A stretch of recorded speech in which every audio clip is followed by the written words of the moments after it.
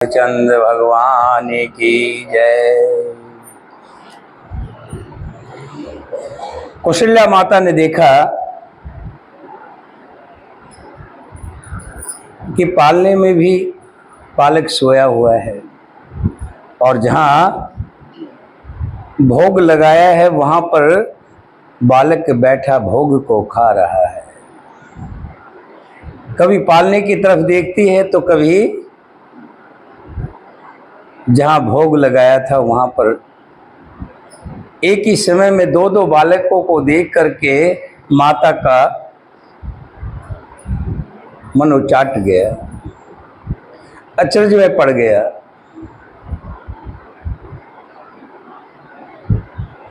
माता सोचती है कि ये मेरी आंखों का फेर है या मेरी बुद्धि का फेर है।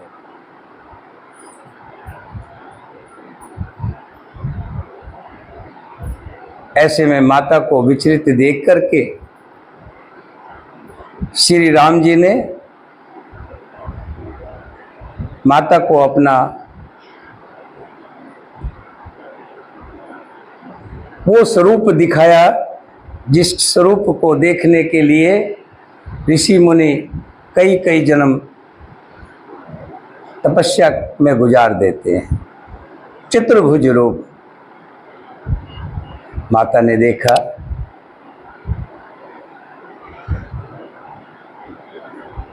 अनगणित सूर्य चंद्रमा शिव वर्मा, बहुत से पर्वत नदियां समुंदर पृथ्वी वन काल, वो सब उसी रूप में दिखाई दे रहे हैं। सब प्रकार से बलवती माया को देख भगवान के सामने अत्यंत दीन हाथ जोड़े खड़ी है। जीव को देखा जिसे वो माया नसाती है और फिर भक्ति को देखा जो उस जीव को माया से छुड़ा देती है। माता का शरीर पुलकित हो गया, मुख से वचन नहीं निकलता है। तब आंखें मूंद कर उसने श्री रामचंद्र जी के चरणों में सिर नवाया। माता को आश्चर्यचकित देखकर खर के शत्रु श्री राम जी फिर बाल रूप हो गए।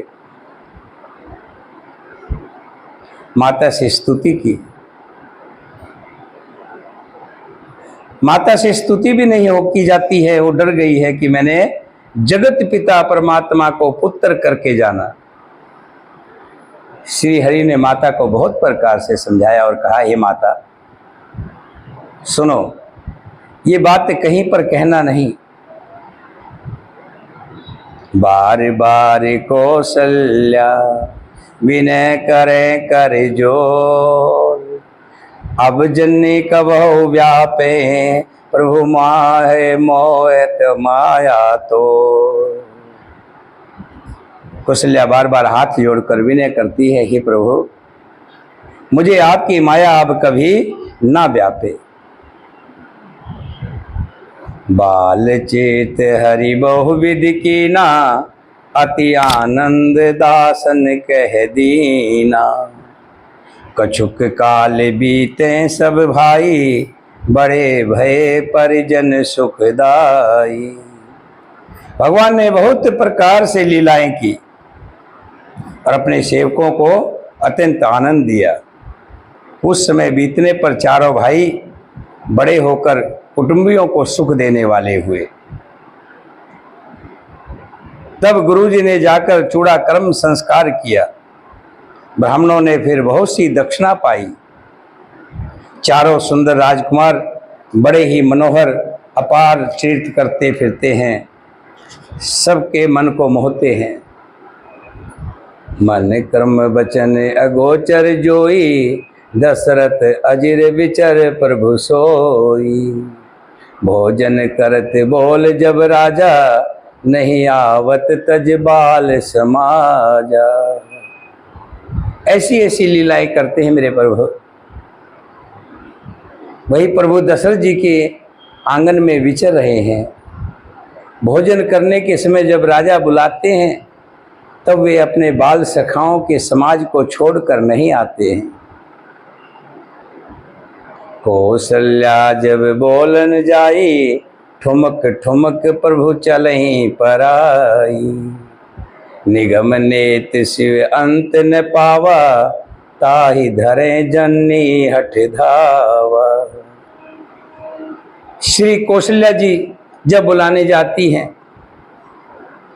तब प्रभु ठुमक ठुमक भाग चलते हैं।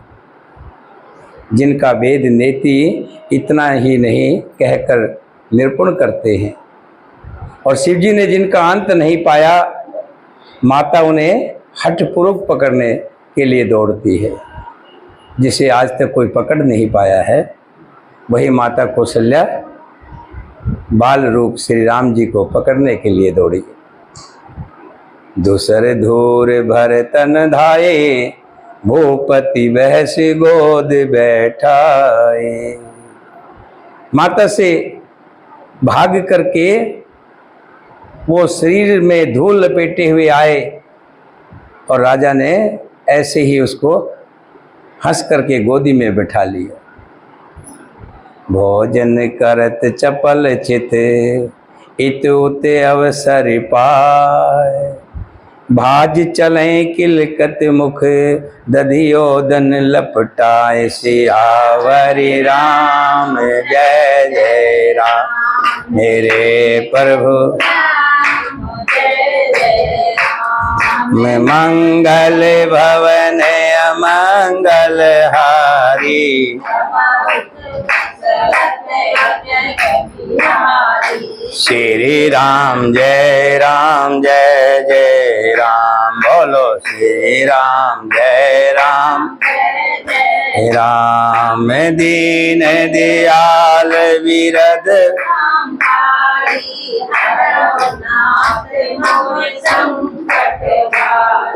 श्री राम जय जय राम, बोलो श्री राम जय राम। भोजन करते समय सखा आवाज देते हैं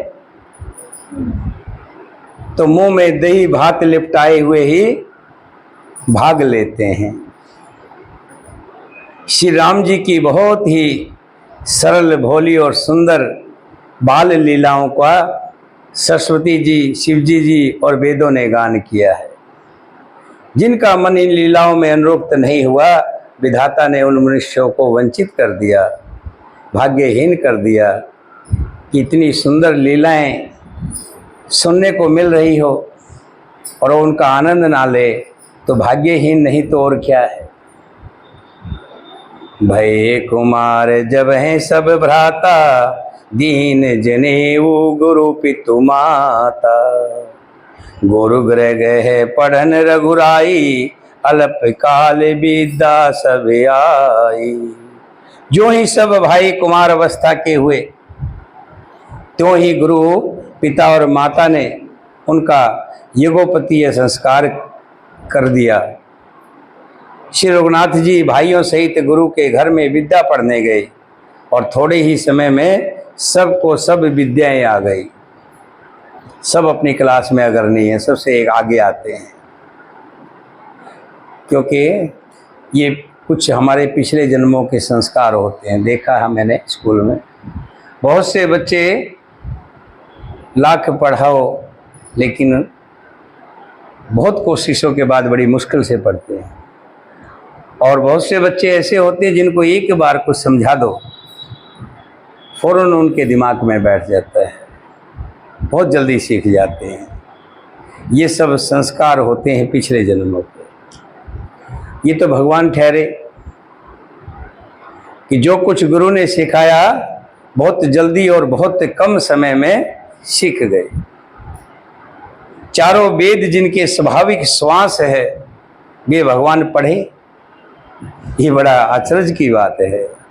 चारों वेद तो उन्हीं के नाम से बने हुए हैं। चारों भाई विद्या, विनय, गुण और शील में बड़े निपुण हैं और सब राजाओं की लीलाओं को खेल ही खेल में खेलते। हाथों में बाण और धनुष बहुत ही शोभा देते हैं। रूप देखते ही जड़ चेतन मोहित हो जाते हैं। वे सब भाई जिन गलियों में खेलते हुए निकलते हैं, उन गलियों के सभी स्त्री पुरुष उनको देखकर स्नेह से शिथिल हो जाते हैं अथवा ठिठक कर रह जाते हैं। कौशलपुर वासी नर नारी बुद्ध अरु बाल, प्राण ते प्रिय लागत सब कहो राम कृपाल। कौशलपुर के रहने वाले स्त्री पुरुष बूढ़े और बालक सभी को कृपालु श्री राम जी प्राणों से भी बढ़कर प्रिय लगते हैं। जिस प्रकार नगर के लोग सुखी हों, कृपा निधान मेरे राम जी वही लीला करते हैं। वे मन लगाकर वेद पुराण सुनते हैं, फिर स्वयं छोटे भाइयों को समझाकर कहते हैं, प्रातःकाल उठ के रघुनाथा, मात पिता गुरु नाम ही माता। श्री रघुनाथ जी प्रातःकाल उठकर माता पिता और गुरु को मस्तक नवाते हैं और आज्ञा लेकर नगर का काम करते हैं। उनके चित्रों को देख देख कर राजा और रानी मन में बड़े हर्षित होते हैं। कौन माता पिता नहीं चाहेंगे कि उनका बच्चा इस तरह की सुंदर व्यवहार करे, और अच्छा व्यवहार करता है तो माता पिता को जितनी खुशी होती है शायद किसी और को होती हो। व्यापक अकिल अनिहि अज, निर्गुण नाम न रूप, भगत हेतु नाना विधि, करत चरित अनूप। सियावर राम जय जय राम, जय प्रभु राम जय जय राम। हम मंगल भवन दशरथ अजर बिहारी, श्री राम जय राम जय जय राम। बोलो श्री राम जय राम जय जय राम। हम दीन दयाल विरद संभारी,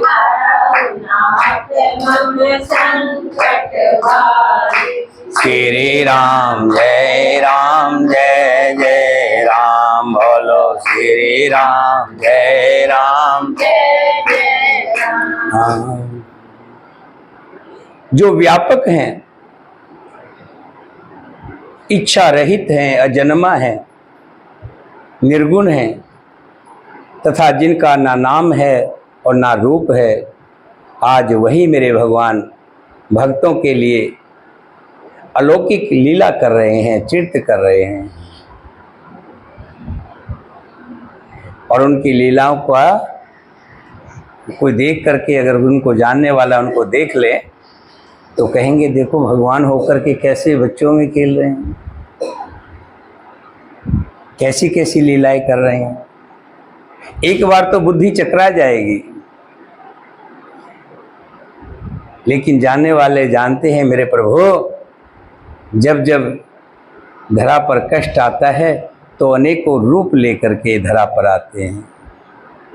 श्री कृष्ण जी की बाल लीलाएं और यहाँ श्री राम जी की बाल लीलाएं, ये सब पृथ्वी के उद्धार के लिए, पृथ्वी को सुख देने के लिए, अपने भक्तों को सुख देने के लिए करते हैं। गोस्वामी तुलसीदास जी कहते हैं, ये तो मैंने अभी तक बाल लीला कही थी, अब मैं आगे की कथा और सुनाता हूँ, मन लगा करके सुनो। विश्वामित्र महामुनि ज्ञानी, बसें विपन शुभ आश्रम जानी। वहीं पास में ही एक सुंदर आश्रम में विश्वामित्र जी रहते हैं, जहाँ वे मुनि जप यज्ञ और योग करते हैं और पृथ्वी को बल देते हैं, आकाश को बल देते हैं। जहाँ जहाँ यज्ञ होता है वहाँ वहाँ समझो जगह पवित्र हो जाती है, वो नगरी पवित्र हो जाती है, वो देश पवित्र हो जाता है। यज्ञ की बहुत बड़ी महिमा है। वहीं पर रावण की एक बहन है, जिसका नाम ताड़का है, जिसके मारीच और सुबाहु 2 पुत्र हैं। दोनों बहुत बलवान हैं और कहते हैं एक तो राक्षस हो जाए और उसमें वो बलवान हो जाए तो बहुत बड़ा दुष्ट हो जाता है। राक्षस हो और बलवान हो, बुरा व्यक्ति हो, कहने का भाव है कि बुरा व्यक्ति हो और वो बलवान हो जाए, शरीर से ताकतवर हो जाए। बुरा तो वैसे ही बुरा होता है और ताकत आने के बाद तो उसकी बुराई और बढ़ जाती है। मारीच और स्वभाव जिनसे सभी बहुत डरते थे, यज्ञ देखते ही राक्षस दौड़ पड़ते थे और उपद्रव मचाते थे, जिससे मुनि बहुत दुखी पाते थे, बहुत दुख पाते थे। विश्वामित्र जी के मन में चिंता छा गई कि ये पापी राक्षस भगवान के मारे बिना नहीं मरेंगे, इनका अंत भगवान के सिवा कोई नहीं कर सकता। कहते ना कि तुम्हें राम ही देखेगा।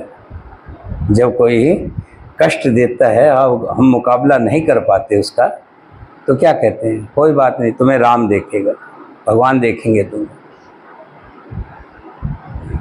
ऐसे ही विश्वामित्र जी कह रहे हैं कि मन में कि इनको तो भगवान ही मार सकते हैं, इनके भगवान के बिना कोई नहीं मार सकता।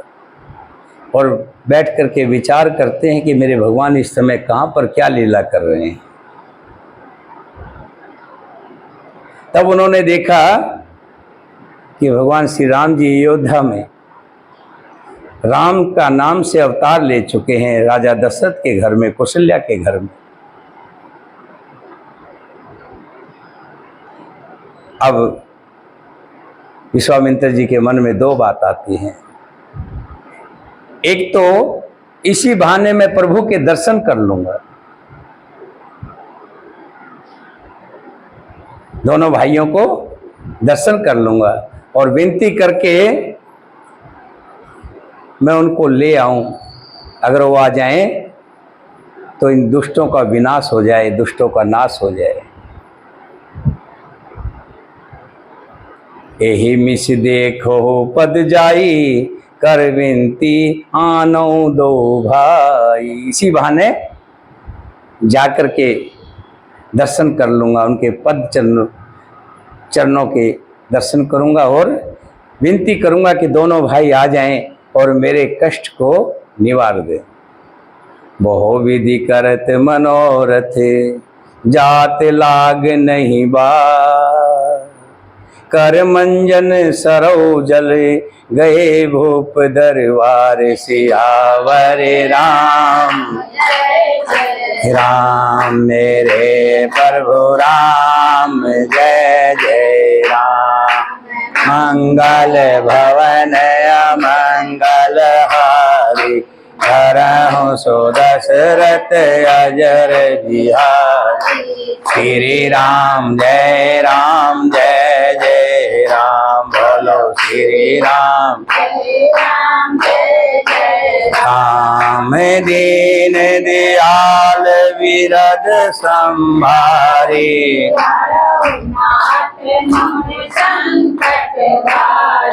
श्री राम जय राम, जय जय राम, बोलो श्री राम। बहुत प्रकार से मनोरथ करते हुए विचार करने के बाद जाने में देर नहीं लगी। विश्वामित्र जी अयोध्यापुरी के नज़दीक पहुंच गए। बाहर सरयू के जल में स्नान करके वे राजा के दरबार पर पहुंचे। मुनि आगमन सुना जब राजा, मिलन गयो ले विपर समाज। कर दंडवत मुने सन्मानी, निज आसन बैठा रहे आनी।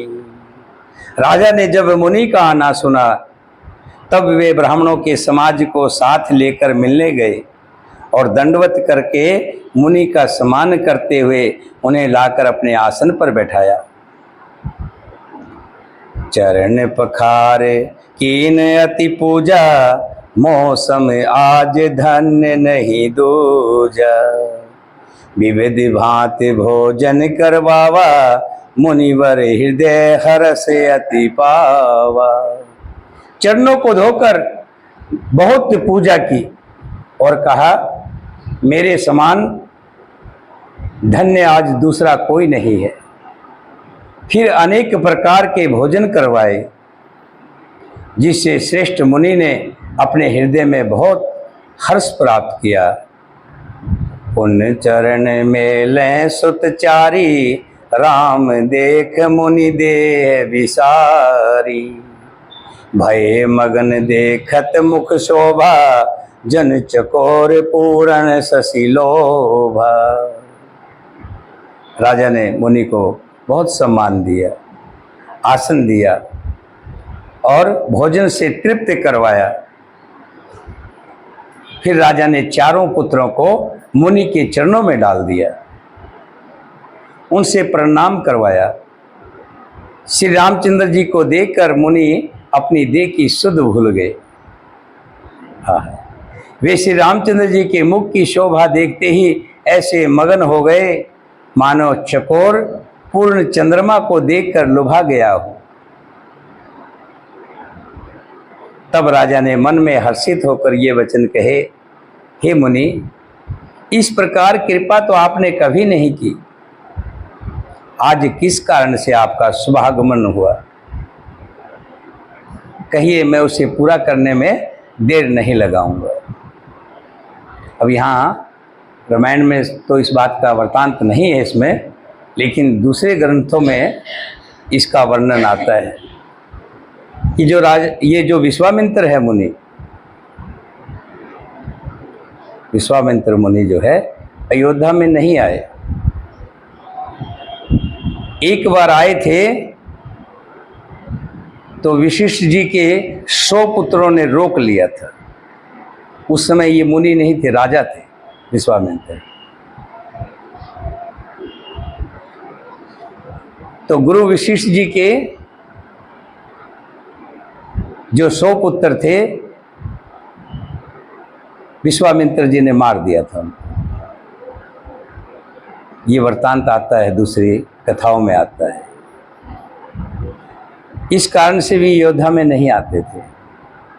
तभी यहाँ दशरथ जी ने पूछा है कि प्रभु, आप तो कभी इस तरह से नहीं आते थे, आज आपका शुभागमन हुआ, कहिए मैं इसे पूरा करने में देर नहीं लगाऊंगा, मुझे आदेश दीजिए। मुनि ने कहा, हे राजन, राक्षसों के समूह मुझे बहुत सताते हैं, इसलिए मैं तुझसे कुछ मांगने आया हूं। असुर समह सतावे मोही, मैं जाचन आयो नृपतो ही।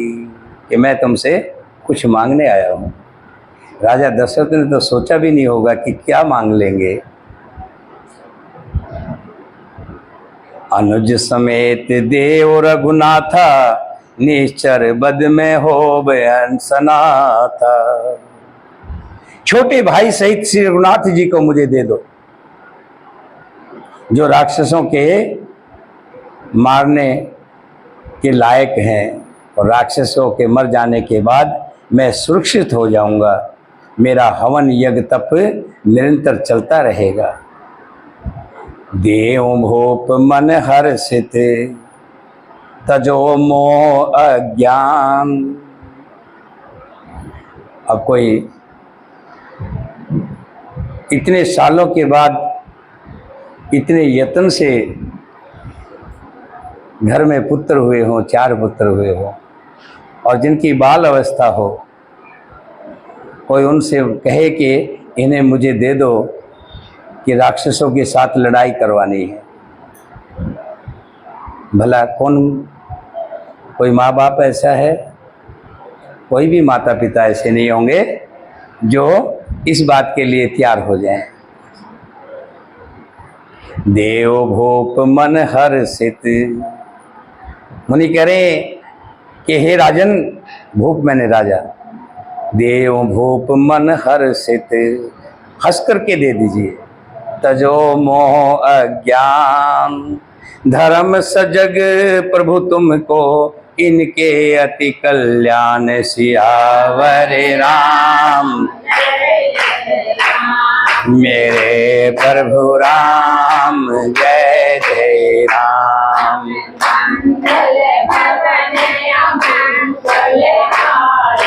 दरहूँ सो दशरथ अजर बिहारी, श्री राम जय राम, जय जय राम।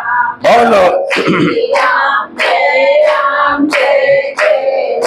हम दीन दयाल विरद संभारी, हरौ नाथ मम संकट भारी। श्री राम जय राम, जय जय राम। बोलो श्री राम जय राम, जय जय राम। हे राजन, प्रसन्न मन से इनको दो, मोह और अज्ञान को छोड़ दो। हे स्वामी, इससे तुमको धर्म और श्रेयस की प्राप्ति होगी और इनका परम कल्याण होगा। इस अत्यंत अप्रिय वाणी को सुनकर राजा का हृदय कांप उठा और उनके मुख की कांति फीकी पड़ गई। उन्होंने कहा, हे ब्राह्मण, सोच समझ करके मांगिए। मैंने चौथेपन में 4 पुत्र पाए हैं, बुढ़ापे में पुत्र पाए। आपने विचार कर बात नहीं कही। हे मुने, आप पृथ्वी, गो, धन और खजाना मांग लीजिए। मैं आज बड़े हर्ष के साथ अपना सब कुछ दे दूंगा। देह और प्राणों से अधिक प्यारा कुछ भी नहीं होता। मैं उसे भी एक पल में दे दूंगा, तुम मांग करके तो देखो। आप सेना चाहिए, सेना दे दूंगा। जितना धन चाहिए, धन देने के लिए तैयार हूं। जो कुछ मांगोगे मैं देने के लिए तैयार हूं। अगर कहो कि मेरे प्राण चाहिए तो मैं अपने प्राण भी देने के लिए तैयार हूं। लेकिन सब सुत प्रिय मोहे प्राण की नाई, राम देते नहीं बने गोसाई। वैसे तो मुझे चारों पुत्र अपने प्राणों से बढ़कर के, लेकिन श्री राम तो किसी प्रकार से भी देने को नहीं बनता है। जरा मुनि सोचिए तो सही, कहाँ अत्यंत डरावने बलवान कुर राक्षस, कहाँ परम किशोर अवस्था के बिल्कुल सुकुमार मेरे सुंदर पुत्र। इनका और उनका क्या मुकाबला है? मुकाबला तो बराबर का होता है। जहां कुश्ती होती है, दंगल होता है, तो देखते हैं ना कि 60 किलो वालों के साथ 60 किलो वाले मिलाते हैं, 80 किलो वालों के साथ 80 किलो वाले मिलाते हैं, वजन तोल करके मिलाते हैं।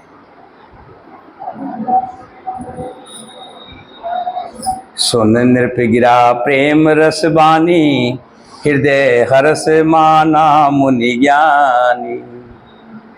तब विशिष्ट बहुविधि समझावा, नृप संदेह नाश कहे पावा। मोह में प्रेम रस से सुनी हुई राजा की वाणी को सुनकर ज्ञानी मुनि विश्वामित्र जी हृदय में हर्ष कर रहे हैं। देखो, राजा को ज्ञान नहीं है ये कौन है, छोटा आंक रहे हैं, बालक जान रहे हैं, ये नहीं जान रहे ये तो निर्गुण हैं, संसार के पिता हैं। लेकिन मोह के बस ज्ञान नहीं है। विश्वामित्र ने बनावटी क्रोध किया। कहा ठीक है राजन, हमारा क्या जोर चलता है, हम तो संत ठहरे, आप राजा हैं। हमने तो अपनी बात कही, बाकी आपकी इच्छा है, आप नहीं देंगे तो हम क्या कर लें। लेकिन राजा जानते हैं कि राजा के दरबार से कोई खाली नहीं जाता, राजा सामर्थ्यवान होते हैं।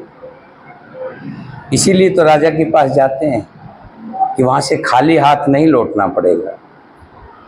यहाँ राजा की परिभाषा एक और भी है, ये ध्यान रखना, ये आपके ऊपर भी लागू होती है, हम पर भी और सब पे लागू होती है।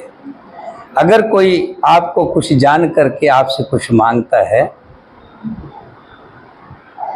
आपको सामर्थ्य मान करके कुछ कोई आपके सामने फरियाद करता है, हो सके जितना भी हो सके आपको उसकी मदद करनी चाहिए।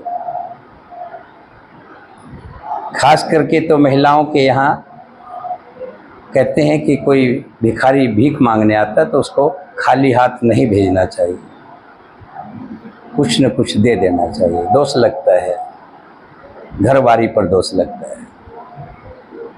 और राजा के दरबार से अगर कोई खाली चला जाए तो बहुत बड़ा दोष। अब राजा बड़े असमंजस में है, मैं करूं तो करूं क्या, ना तो देने को बनता है, अभी सुकुमोल है, भेजने को नहीं बन रहा, और मना करने के लिए भी नहीं बन रहा कि मना करूंगा तो ऋषि खाली जाएंगे मेरे दरबार से। आज तक कोई खाली नहीं गया, पहली बार होगा ऐसा। तब विशिष्ट बहुविधि समझावा, जो विशिष्ट गुरु जी थे वो आए थे, कौन थे, विश्वामित्र जी थे। तब विशिष्ट जी ने बहुत प्रकार से समझाया कि हे राजन, माता पिता के लिए बच्चा हमेशा बच्चा ही रहता है उसको, लेकिन आप जिनको बच्चा समझ रहे हो, बालक समझ रहे हो, ये बालक नहीं है। और फिर ऋषि विश्वामित्र जी के साथ जाएंगे तो आपको चिंता करने की जरूरत क्या है। विश्वामित्र जी के साथ जा रहे हैं, इसमें आपको घबराने की जरूरत नहीं है। विश्वामित्र कोई छोटे मोटे नहीं है, बहुत बड़े मुनि हैं। जब बहुत समझाया तो राजा ने बड़े आदर के साथ दोनों पुत्रों को बुलाया और हृदय से लगाकर बहुत प्रकार से उन्हें शिक्षा दी। फिर कहा, हे नाथ, ये दोनों पुत्र मेरे प्राण हैं। हे मुनि, अब आप ही इनके माता हैं और आप ही इनके पिता हैं, दूसरा कोई नहीं है। मैं इन्हें आपके सुपुर्द कर रहा हूँ। सौंपे भूप ऋषि सुत बहुविधि दे आशीष, जन्य भवन गए प्रभु चले पाए पद शीश। राजा ने बहुत प्रकार से आशीर्वाद देकर पुत्रों को ऋषि के हवाले कर दिया। फिर प्रभु माता के महल में गए और उनके चरणों में सिर नवाकर वापिस चल दिए। पुरुषों में सिंह रूप दोनों भाई राम और लक्ष्मण मुनि का भय हरने के लिए प्रसन्न होकर चले। वे कृपा के समुंदर, धीर बुद्धि और संपूर्ण विश्व के कारणों के भी कारण, अरुण नैन और बाहु विशाला, नील जलज तनु श्याम तमाला, कटिपट पीत कसे बर भाथा, रुचिर चाप सायक दोहा था। भगवान के लाल नेत्र हैं, चौड़ी छाती है, विशाल भुजाएं हैं, घुटनों के नीचे तक भुजाएं आ रही हैं,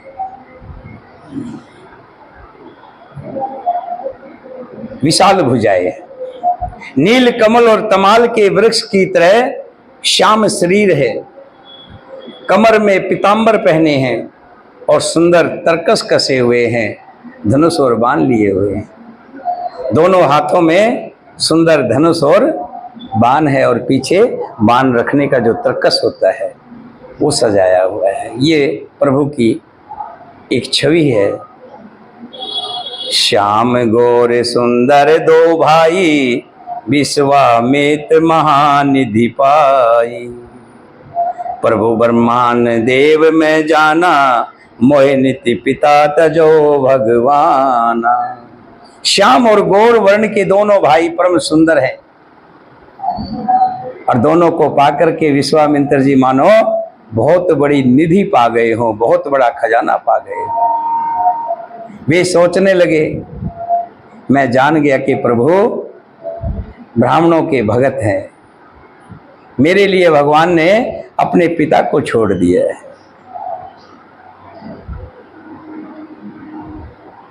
चले जात मुनि दीन दिखाई, सुन ताड़िका क्रोध करे धाई। एक ही बाण प्राण हर लीना, दीन जान तेहि निज पद दीना।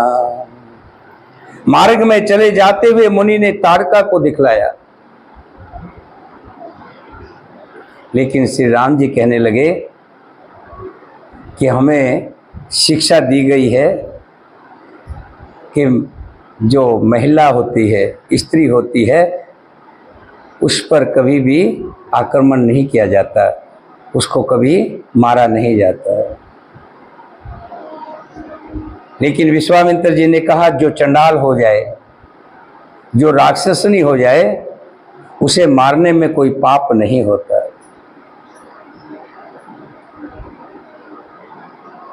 तभी अभी बातें कर रहे थे तो ताड़का दौड़ी हुई आई और आकर के खाने के लिए दौड़ी, क्रोध करके दौड़ी। श्री राम जी ने एक ही बाण में उसके प्राण हर लिए और दीन जानकर उसको अपना दिव्य स्वरूप दिया, अपना बैकुंठ धाम दे दिया। मेरे दयालु मारते भी हैं तो अपना बैकुंठ दे देते हैं। कहते हैं उनके हाथ से तो मरना ही अच्छा है, कम से कम मेरे प्रभु अपने धाम पे तो पहुंचा देते हैं, उनका धाम तो मिल जाता है, मोक्ष तो मिल जाता है। जितने राक्षस मेरे प्रभु के हाथों से मरे सभी बैकुंठ हो गए।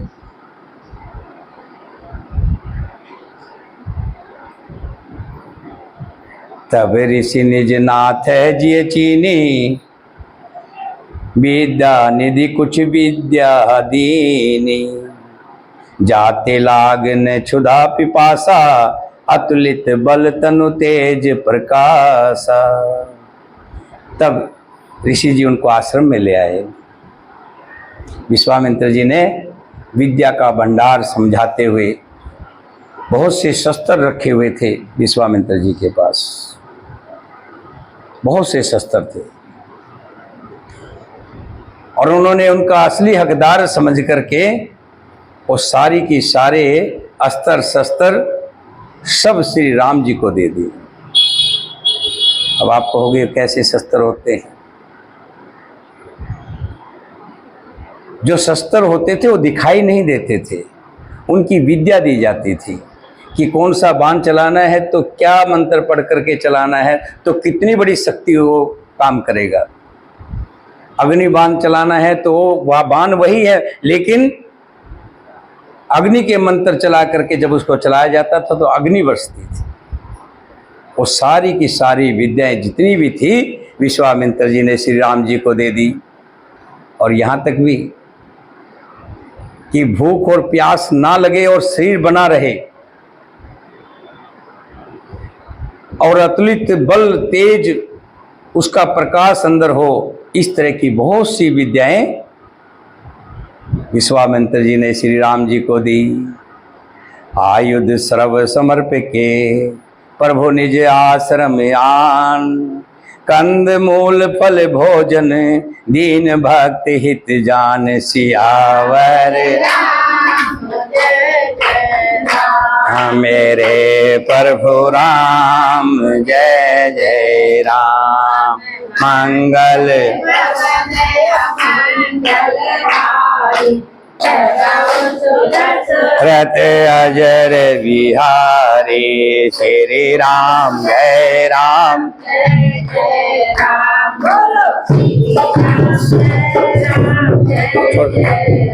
बंद ऐसे ताली बजाओ। रद संभारी हरौ नाथ। ये तो जब कीर्तन वगैरह करेंगे ना तब बजाना। श्री राम जय जय राम। बोलो श्री राम जय राम। सुबह श्री रघुनाथ जी ने मुनि से कहा, आप जाकर निडर होकर यज्ञ कीजिए। ये सुनकर सब मुनि हवन करने लगे और श्री राम जी स्वयं यज्ञ की रखवाली कर रहे हैं। मुनि यज्ञ कर रहे हैं और श्री राम जी और लक्ष्मण जी हाथ में बाण लेकर के राक्षसों से रखवाली कर रहे हैं। जैसे ही धुआं उठा यज्ञ का और मंत्रों की आवाज गई कानों में, किसके? राक्षसों के। अग्नि में तेल गिर जाए तो क्या होगा? भड़क उठेगी, है ना। और राक्षसों को जब देखा कि हवन हो रहा है, यज्ञ हो रहा है, और उसकी आवाज जब उनके कानों में पड़ी,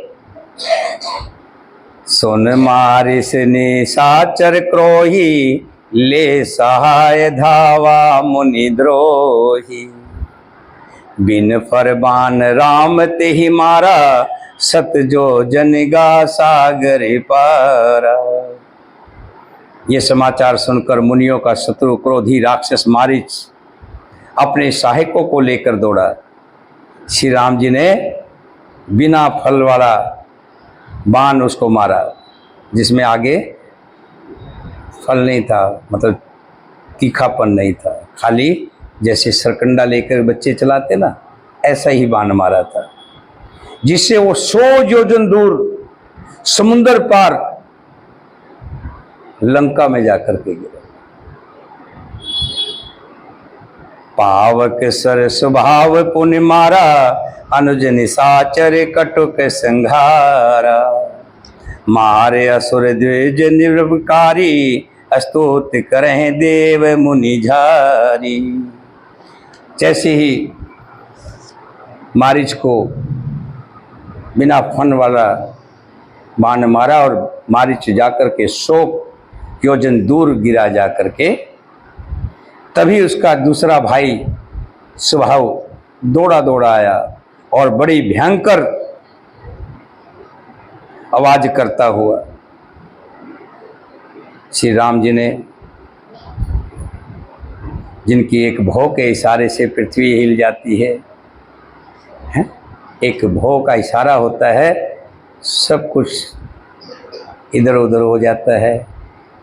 ये छोटे मोटे राक्षस तो भगवान का खेल थे। स्वभाव को अग्निबाण मारा और वहीं स्वभाव खत्म हो गया। इधर छोटे भाई लक्ष्मण जी ने राक्षसों की सेना का सिंगार कर डाला। इस प्रकार श्री राम जी ने राक्षसों को मारकर ब्राह्मणों को निर्भय कर दिया। जो भय था वो खत्म हो गया। एक दुष्ट था, एक राक्षस था जो नगरी में रहता था। गांव में तो, शहर में तो कम होता है, गांव में होता है, कोई कोई दुष्ट होता है, सब डरते हैं उससे, सब डरते हैं। किसी को बिना कारण से ही कुछ भी, वो कहते हैं इससे दूर रहो तो अच्छा है। और किसी दिन उसका जब अंत आता है तो पूरे गांव में दिवाली होती है, मारा गया, अच्छा हुआ। पुराने ज़माने में हमारे नाना जी जहाँ हमारी माँ रहते थे, तो वहाँ एक डाकू होता था, डाकू होता था। और एक बार हमारी नानी जी बाहर, गांव के बाहर गोहा उपले बनाने जाते हैं, तो वहाँ गई थी, तो उसके कानों की टोपस निकाल ली। तो हमारे नाना जो थे थोड़े से दबंग स्वभाव के थे, तो उन्होंने उसकी रिपोर्ट लिखवा दी। उसके बाद उसने दुश्मनी कर ली। अब हमारे नाना जी ने हमारी माँ को और हमारे मामा जी को अपने मामा के यहाँ भेज दिया, दूसरी जगह। जहाँ परवरिश हमारी माँ की जो हुई वो अपने मामा के घर हुई। और जब ये 47 की लड़ाई हुई तब वो डाकू मारा गया। और उसके मरने से पूरे गांव में बताते हैं बड़ी खुशी हुई थी, बड़ी खुशी की लहर दौड़ी थी। आज मारीच और स्वभाव दोनों के जाने से देवता लोग बड़े खुश हो रहे हैं, स्तुति कर रहे हैं प्रभु की, भगवान की स्तुति कर रहे हैं। क्या तुम करुणा के सागर, तुम पालन करता स्वामी, तुम पालन करता, मैं मूरख कल कामी, रो भरता, कृपा करो भरतारी। ओम जय। श्री रघुनाथ जी वहाँ कुछ दिन और रहकर ब्राह्मणों पर दया की। भक्ति के कारण ब्राह्मणों ने उन्हें पुराणों की बहुत सी कथाएं कही। यद्यपि प्रभु सब जानते थे। अब कभी कोई बड़ा व्यक्ति किसी के घर चला जाए, वो तो वही देगा जो उसके घर में होगा। ब्राह्मणों के पास तो यही कथाएं, उनकी तो यही जो कथा पढ़ते हैं वही तो सुनाएंगे। लेकिन श्री राम जी तो उनको सब जानते हैं, चारों वेद जिनके नाम से हैं, फिर भी श्री राम जी बड़े चाव से सुन रहे, उनका मन रखने के लिए।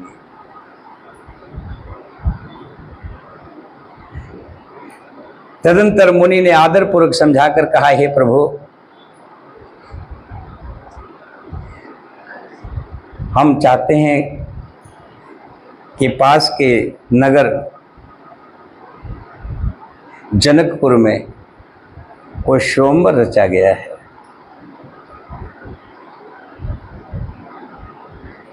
आप चल करके उसको देखिए।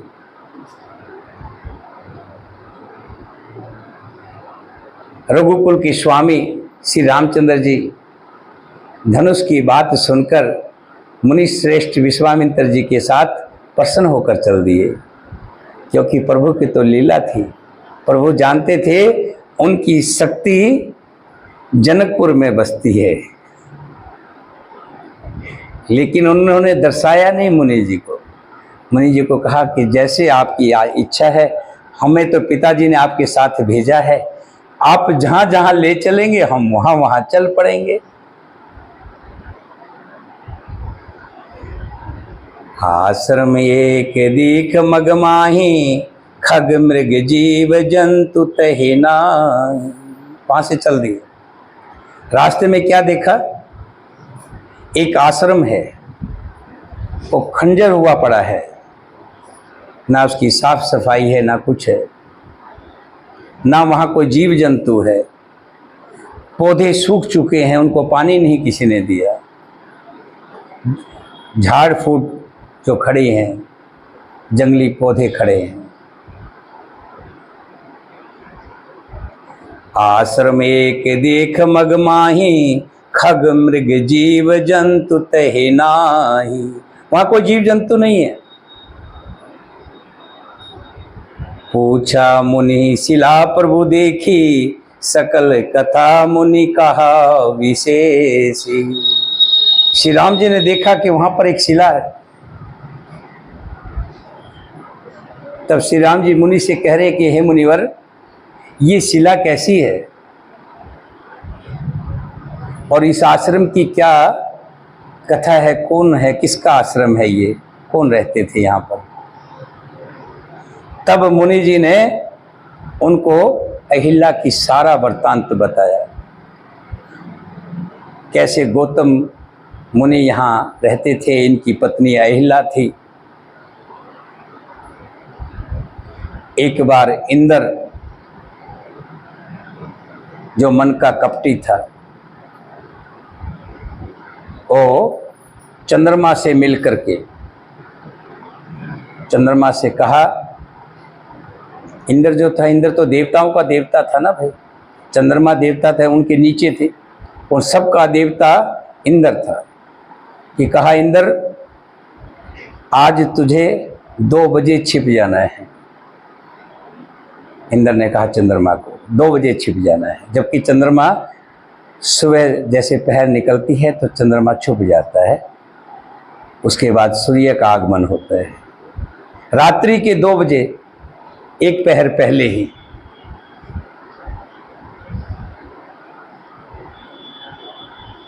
और ऋषि की रूटीन आदत थी, लगातार ऐसे करते थे, शुरू से आदत बनी हुई थी। जैसे ही चंद्रमा छुपता था और पहला पहर शुरू होता था तो नींद खुल जाती थी ऋषि की, गौतम ऋषि की। हाँ, नींद खुल जाती थी। और कहते हैं कि मुर्गा भी कुछ उसी का स्वरूप बताया कि वो 4 साढ़े 4 बजे वाक देता था, तो आज उसको भी उसमें शामिल कर लिया है इंद्र ने।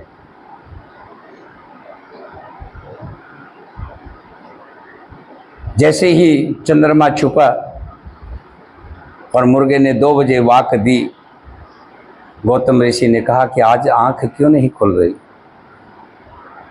होता ना कि भाई दिन निकलाया, 10 बज गए, 9 बज गए, आज तक उठा नहीं जा रहा, क्या बात, आलस क्यों है।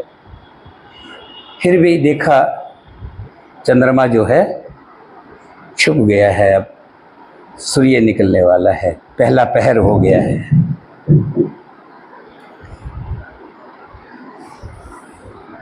तब लोटा लिया, अपना स्नान करने के लिए साथ में जो वस्त्र थे वो लेकर के गंगा की तरफ चले गए। पीछे से इंद्र देवता ने छल करके गौतम की ऋषि अहिल्या के साथ दुर्व्यवहार जो भी किया। जैसे ही गौतम ऋषि गंगा के घाट पर पहुंचे और गंगा को सोई हुई देख करके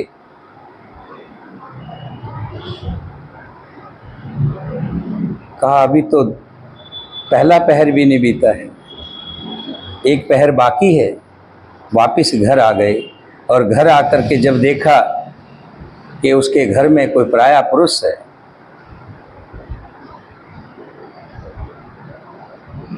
उसने इंद्र को श्राप दे दिया कि तुम कभी इसके लायक नहीं रहोगे, नपुंसक हो जाओ। और अहिल्या को श्राप दिया, उसी समय वो पत्थर की हो गई। अहिल्या बार बार विनती कर रही है पत्थर की होने के बाद भी कि प्रभु मेरा कोई कसूर नहीं है, मैं निर्दोष हूं, ये तुम्हारे वेश में आया था, मेरा उद्धार बताओ, मेरा उद्धार कैसे होगा।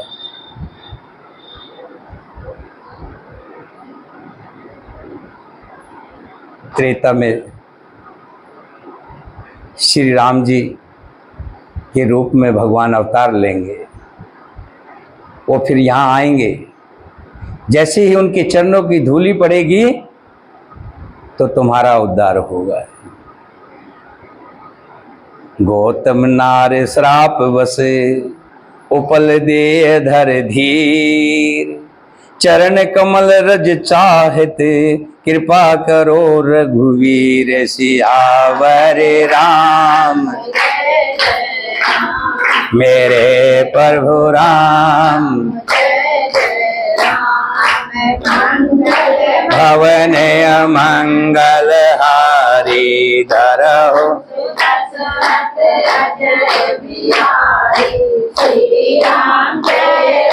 जय जय राम, बोलो श्री राम। हम दीन दयाल विरद हरौ नाथ मम संकट श्री राम जय राम, बोलो श्री राम। श्री राम जी के पवित्र और शोक को नाश करने वाले चरणों का स्पर्श पाते ही सचमुच वो तपोमूर्ति अहिल्या प्रकट हो गई। बोलिए सियापति रामचंद्र भगवान की। भक्तों को सुख देने वाले श्री रघुनाथ जी को देखकर वो हाथ जोड़कर सामने खड़े हो गए। अत्यंत प्रेम के कारण वो अधीर है, उसका शरीर पुलकित हो उठा, मुख से वचन कहने को नहीं आते थे। वो अत्यंत बड़ भागनी अहिल्या प्रभु के चरणों में लिपट गई और उनके दोनों नेत्रों से जल और प्रेम के आंसू बहने लगे।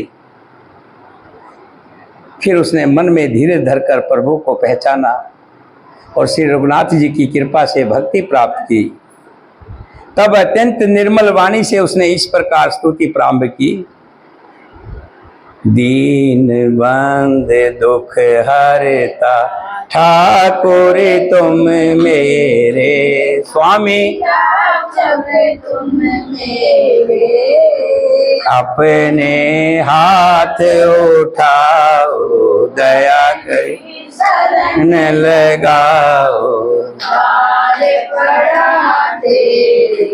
ओम जय जगदीश। अहिल्या कह रही है कि आज मुझे वो श्राप भी फलदायक हो गया।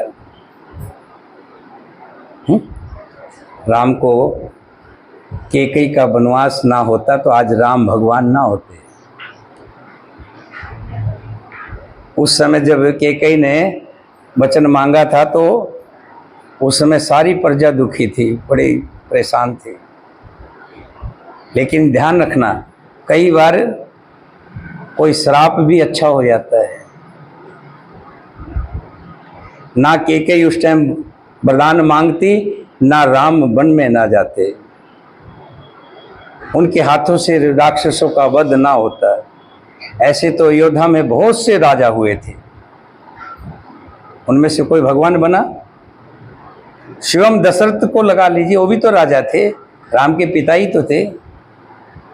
बहुत से राजा हुए उनके कुल में, सूर्य कुल में। हरिश्चंद्र भी उन्हीं के कुल के। लेकिन राम ही भगवान क्यों हुए? वन में जाना उनके लिए वरदान हो गया। राजा दशरथ जब गुरु वशिष्ठ जी ने कह दिया था कि तुम्हारे कर्मों में पुत्र सुख नहीं है, सबने कह दिया था कि तुम्हारे कर्मों में पुत्र सुख नहीं है, रुक जाइए, बैठ जाइए।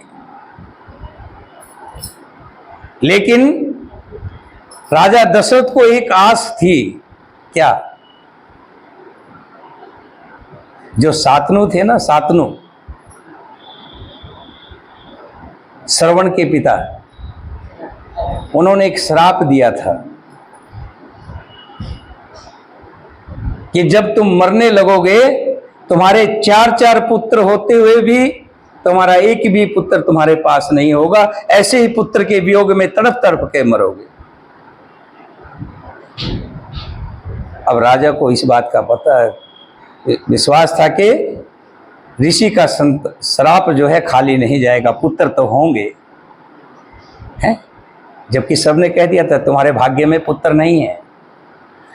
लेकिन राजा ने एक ही आस रखी हुई थी कि मुझे श्राप मिला हुआ है, मेरे पुत्र तो होंगे, भले वो मेरे मरने के समय मेरे साथ हो या ना हो, लेकिन पुत्र तो होंगे।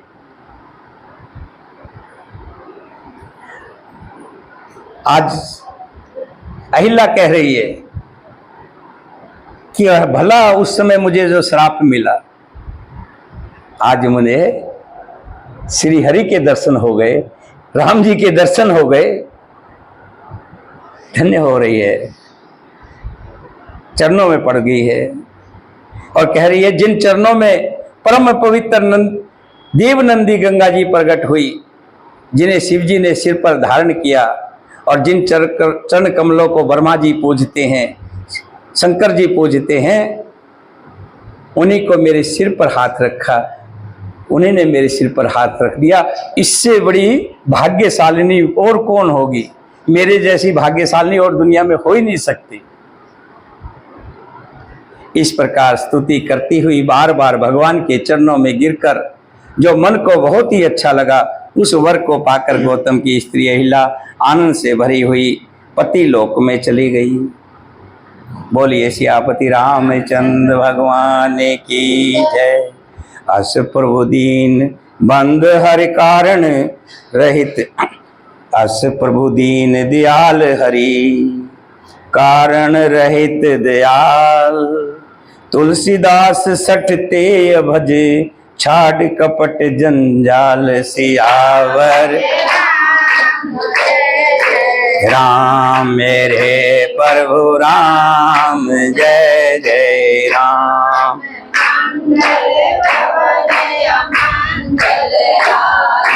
गारा सो जो जला लो भाई।